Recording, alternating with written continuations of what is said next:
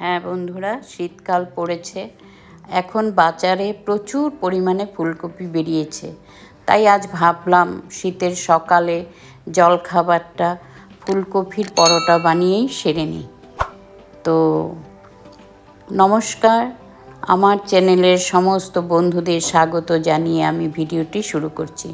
তো চলুন আসুন, আপনারা ভিডিওটি দেখতে থাকুন, আমার সঙ্গে থাকুন। আমি এখন কি করছি, এখানে নিয়েছি হাফ কেজি মতো আটা এবং ময়দা। 250 গ্রাম নিয়েছি আটা আর 250 গ্রাম নিয়েছি ময়দা। এটা চাইলে আপনারা শুধু আটা বা শুধু ময়দা দিয়েও করতে পারেন। যেহেতু একটু হেলদি অপশন আছে, সেই জন্য আমি কি করেছি, এখানে দুটোকে একসঙ্গে মিশিয়ে নিয়েছি। এখানে নিয়েছি নুন, সামান্য একটু জোয়ান, নিয়েছি একটু হাফ টিস্পুন চিনি, আর নিয়েছি সাদা তেল 1.5 চামচ দিয়ে ভালো করে একটু মিশিয়ে তারপর জল দিয়ে একটা ডো মেখে রেখেছি। তারপর আমি এখন এখানে একটা ফ্রাই প্যান বসিয়ে দিয়েছি সর্ষের তেল 1.5 চামচ দিয়ে আমি গোটা ফুলকপিটা ভালো করে ধুয়ে পরিষ্কার করে প্রেসারে একটা সিটি দিয়ে নিয়েছিলাম।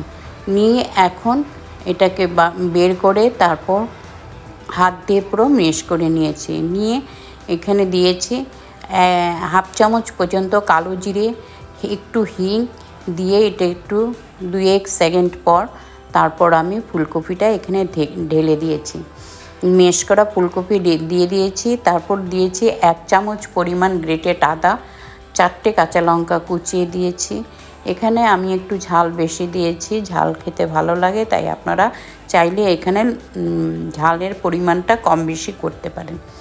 দিয়েছি আন্দাজ মতো নুন, হাফ টিস্পুনের থেকে কম একটু চিনি, অল্প একটু হলুদের গুঁড়ো, হাফ টিস্পুন নিয়েছি লাল লঙ্কার গুঁড়ো, ধনে গুঁড়ো হাফ টিস্পুন দিয়েছি।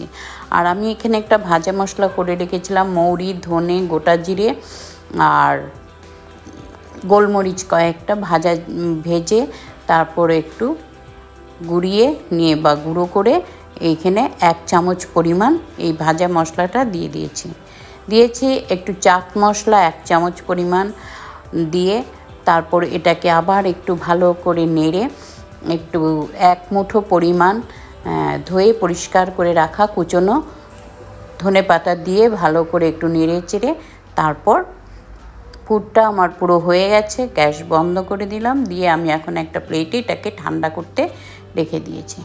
তারপর আমি যে ডোটা তৈরি করেছিলাম সেখান থেকে আমার হয়েছে 6 থেকে 7টা লিচি। এই লিচিগুলোকে আমি একটু বেলে নেব, বেলে আমার একটু সুন্দর করে হাত দিয়ে করে তারপর পুরটা এটার মধ্যে ভরবো। পুরটা আন্দাজ মতো বা সুন্দর করে যে যতটুকু প্রয়োজন ততটুকুই ভরবো, যেন বাইরে বেরিয়ে না পড়ে। যখন আমি এটাকে বেলার সময় যেন বাইরে বেরিয়ে না যায়, সেইভাবে পুরটা ভরে সুন্দর করে এটাকে একটু গোল করে তারপর এটার মধ্যে একটু ময়দা ছড়িয়ে আমি একটা পরোটা শেপ দিয়ে নেব। খুব পাতলা করব না, আমি পরোটার যে রুটিটা হবে সেটা খুব পাতলা করব না, কেন পরোটা সাধারণত একটু ভারী থাকে। তো সেইভাবে আমি একটা একটা করে বেলে নেব। তারপর আমি এখানে একটি চাটু বা তাওয়া বসিয়ে এটাকে একটু গরম করে এই রুটিটা বা পরোটা বেলে আমি এটা দিয়ে দেব। আমি প্রথমে এখানে তেল দেব না, আমি এটাকে একটু একটু করে দুইটা দিক আমি কি করব, হাফ করে সেঁকে নেব। আমি এখানে কিছু করেছি তেল দিয়ে আর কিছুটা ঘি দিয়ে সেঁকেছি। তো আপনারা চাইলে এখানে বাটারও ইউজ করতে পারেন, খুবই ভালো লাগবে। তো এইভাবে যখন দুটো দিক অল্প অল্প হাফ সেঁকা হয়ে যাবে, তারপরে আমি এখানে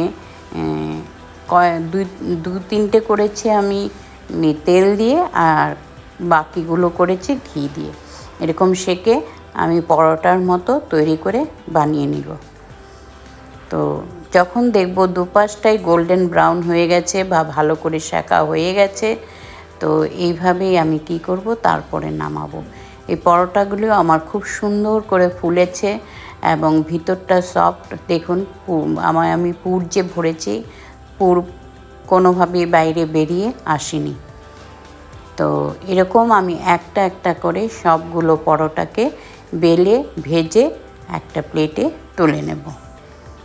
তো দেখুন বন্ধুরা, এই আমার পরোটাগুলো এভাবে খুব সুন্দর ভালো করে ফুলে ওঠে। তো তখনই আপনারা বুঝতে পারবেন যে এটা পারফেক্ট একটা পরোটার শেপে হয়েছে।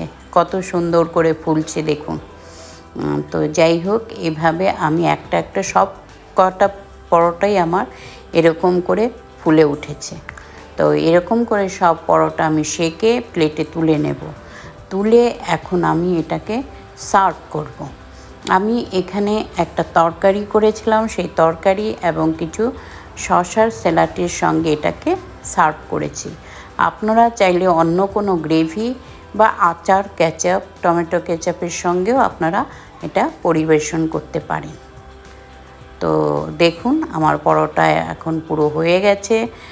এখন এটা পরিবেশন করার জন্য পুরো রেডি। তো বন্ধুরা, আপনারা আমার এই ভিডিওটা নিশ্চয়ই দেখেছেন। দেখে যদি ভাল লাগে অবশ্যই লাইক করবেন, শেয়ার করবেন সবার সঙ্গে, বন্ধু বান্ধবের সঙ্গে, সবার সঙ্গে, এবং কমেন্টস করে আমাকে জানাবেন। তো ধন্যবাদ। এভাবে আমি আরও নিত্য নতুন রেসিপি আপনাদের কাছে নিয়ে আসব। ততদিন পর্যন্ত আপনারা সুস্থ থাকুন, ভালো থাকুন। Thank you.